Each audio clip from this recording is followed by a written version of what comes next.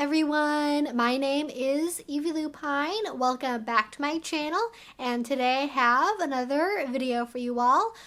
Frankly, I just need a palate cleanser because I spent 2 hours talking about Armie Hammer, and I would really like to think about literally anything else right now. So we are going to be talking about some good old-fashioned asexuality content. That is right, we are going back to the ace discourse because I recently watched a video by Milo Stewart. If you don't know, Milo still occasionally makes videos over here on YouTube, and recently they were discussing their experience with asexuality, changes with their identity, some revelations, some updates, and I thought the conversation was very intriguing. So if you haven't seen it yet, I do recommend you check it out. A link to it will be down below. And in that conversation, one of the things that Milo talked about was something called the dual control model of sexual response. And I had never heard of that term before, but I love me the sciencey terms, so whenever something new comes out, I'm like, ooh, I gotta research it, I gotta look into it, what's this all about? And I was not disappointed. I think this is something that a lot of you, whether you are asexual or not, will find really helpful, because I just think it does a really good job of explaining how so many of us have our particular experiences when it comes to sexual response. And I think if you're somebody that's not asexual, but maybe you're dealing with something like you get turned on really easily, but it's hard to stay aroused, or you are somebody that really rarely thinks about sex, but wants to and has some kind of inhibition there. I think really no matter what your situation is, this information, this system will be such a great tool for having some greater understanding about yourself. And how do we have better relationships?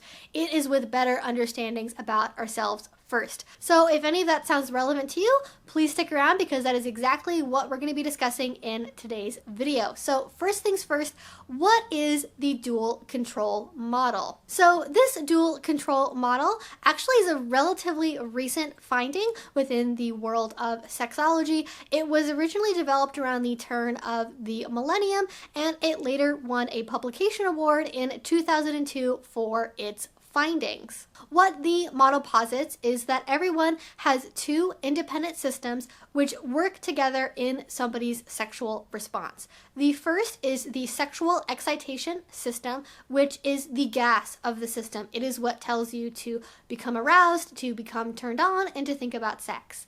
The second system is the sexual inhibition system. This is the brakes on your sexual response. This is what tells you to get turned off, to not think about sex. So thinking about sex isn't safe right now.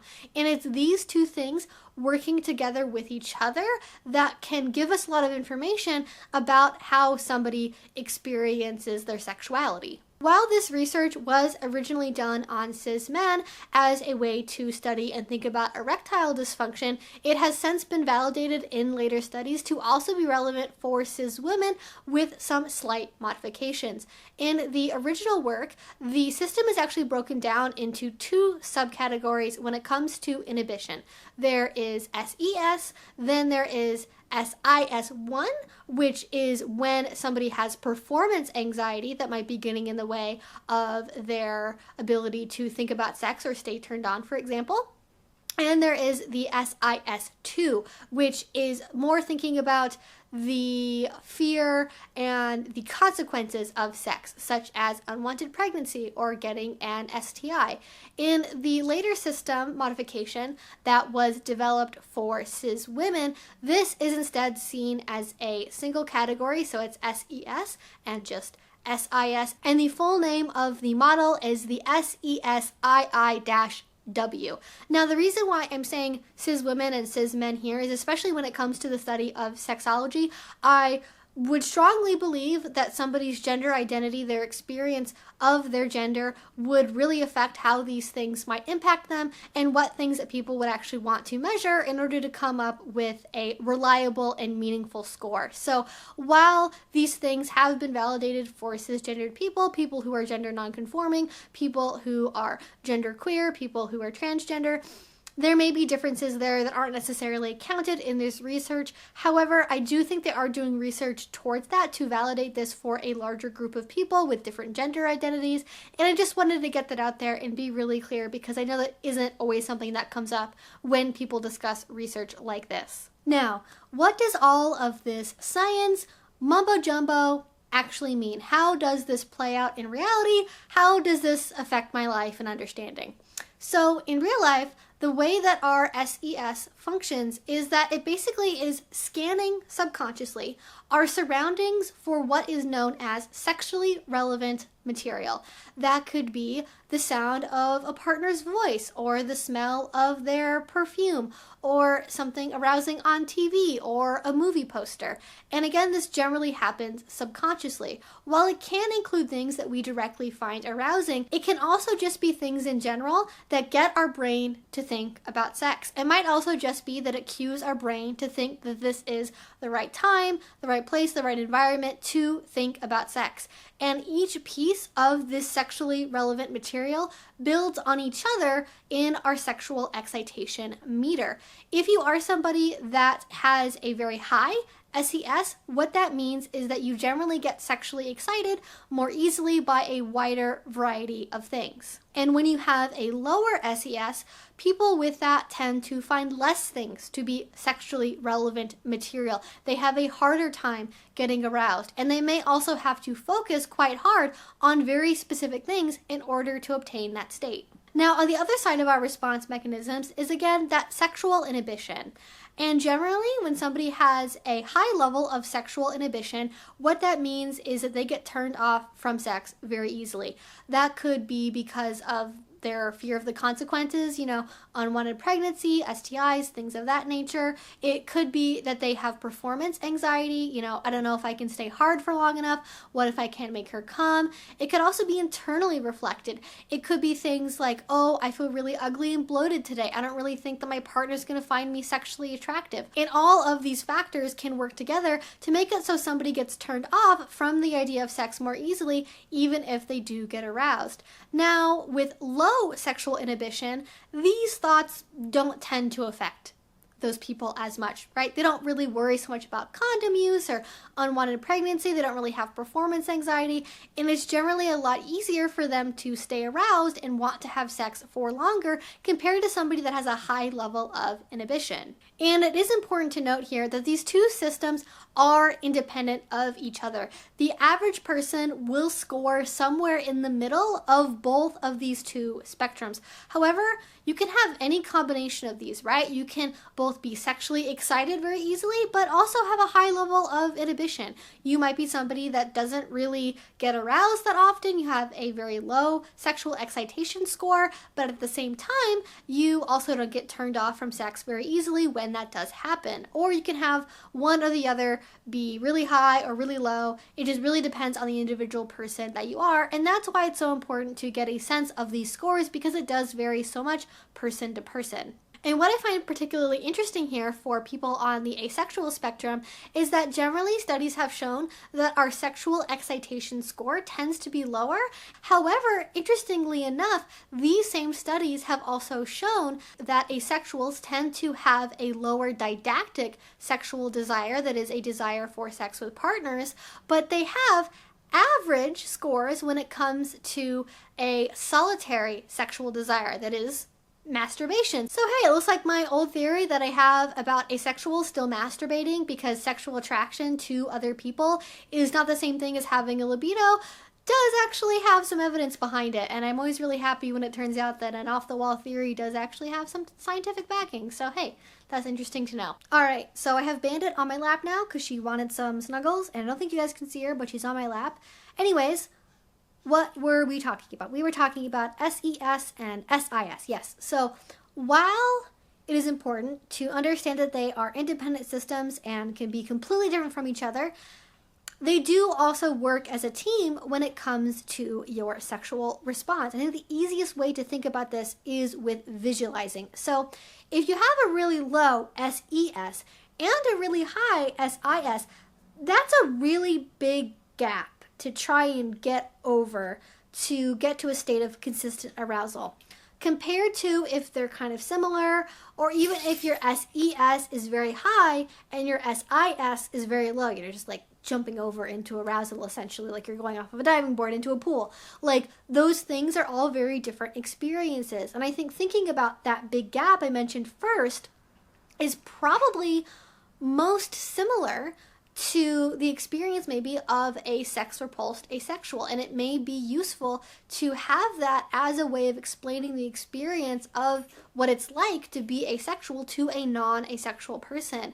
And I need to be careful here, because these systems aren't saying anything directly about sexual attraction itself. It's about your sexual desire, your ability to see certain things as like sexually relevant material, things like that.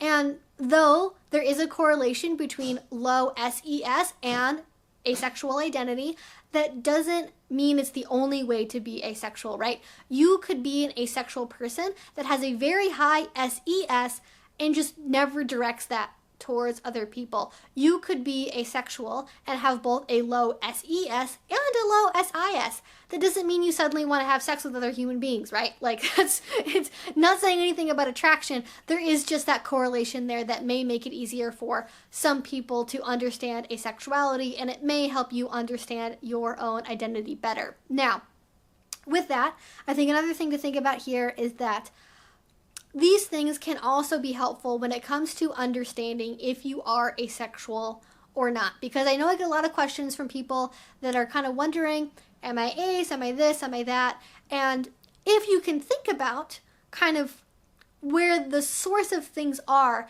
that can be really helpful for determining whether or not what you're experiencing is a lack of attraction or if something else is going on there, right?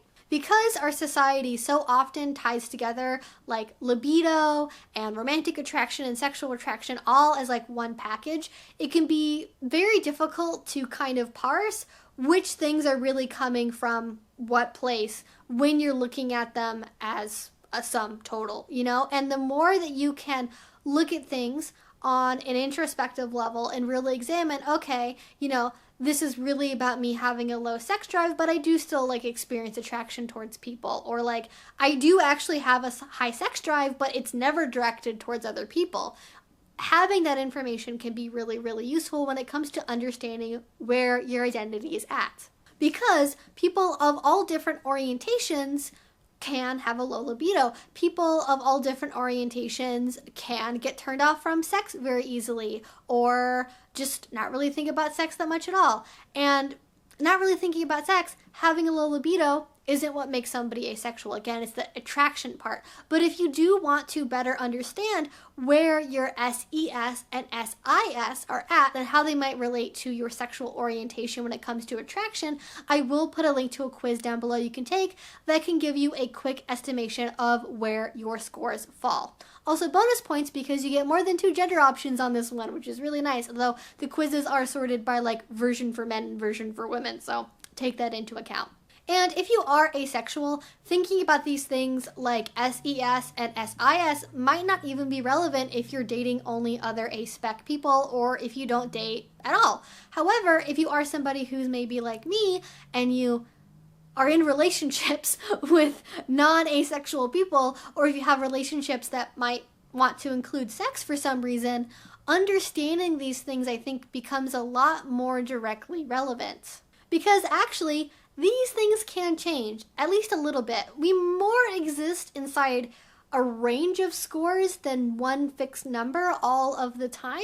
And if you want to move the needle one direction or another because it will help you have a better sexual experience for some reason, that can actually be something that you work on. Now, important note here, which is that you should never try to change yourself into something you're not to make a partner happy, right? Like, if your sexual excitation score is a 2, you're not going to become a 15, right? You might become a 4. You might be able to become comfortable enough or find things that help you feel more like a 6, right? You can't completely change who you are. However, if it's coming from within you because you want to be more comfortable with the idea of sex, you want to discover more things that you find arousing, those can be things that you work on. However, changing your SES and SIS are more easily said than done. That is to say, this is a process of introspection. This is going to be something that you will have to work on and figure out on your own, although I can offer you a few suggestions. When it comes to SES, especially in the vein of trying to maybe increase it, I think the best thing that you can do is expose yourself to novel experiences and materials that might become sexually relevant for you.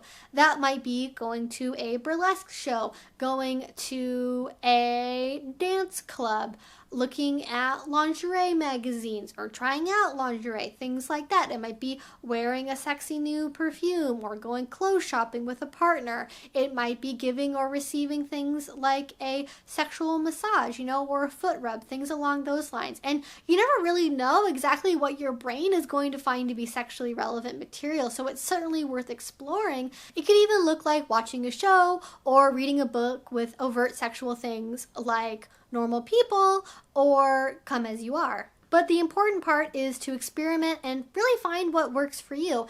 And if you don't find anything that works, that's totally fine. It's absolutely okay for your score to be where it's at, but some exploration may at least be some useful information for you to have. Now, on the SIS side of the equation, I think that modifying this can be a little bit trickier because the source of the SIS can come from so many different places. It could look like working through trauma with a professional. It could look like taking actions to reduce the risk associated with sex, like taking birth control or using condoms or getting tested for STIs. Or maybe it's just making sure that your door's locked before you start having sex, or negotiating with a roommate to make sure you have alone time for an hour or two when your partner comes over. It really comes down to identifying what the source of your inhibition is, where that fear, that worry is coming from, and finding solutions and ways to work around that. And depending on what it is, it can be a really easy fix, or it might take working with a professional. And of course, building up the intimacy and the emotional security of a relationship is a really big factor here, and I think something that people might often overlook. Because I think if you can grow and develop a relationship where you have a level of trust with your partner, where you can share your secret fantasies, your darkest desires, where you trust that they will stop when you say to stop, that they will respect your no, that can do so much towards reducing your sexual inhibition when you have that trust and emotional connection built into a relationship. And of course, I think everything I've covered here is not only relevant for asexual people that are in relationships with non-asexual people, but also helpful for anybody that might want to explore a little bit more of the range of their SES and SIS scores and just generally want to develop a better informed, more aware relationship with their sexual desire. And anyways, that is everything I have to share with you all today. I would love to know, what do you guys think about all of this? Do you think this is useful? Have you heard of this before? Any other comments, questions, concerns, stories, etc., you can go ahead and leave down in the comment section below. In the description box, I will put links to related videos. I will put resources and some of the sources for this video in there as well. So if you want to, please go ahead and check that out. If you haven't already, please go ahead and subscribe. My videos twice a week about all sorts of kink, BDSM, and asexuality related topics. And finally, if you really enjoyed this, if you want to support what I do, please go ahead and check out my Patreon. That's what makes all of this possible. If you already support me over there, thank you so much. It means the absolute world to me. And until I see you guys next time, I hope you have a great rest of your day and a great rest of your week. Bye-bye.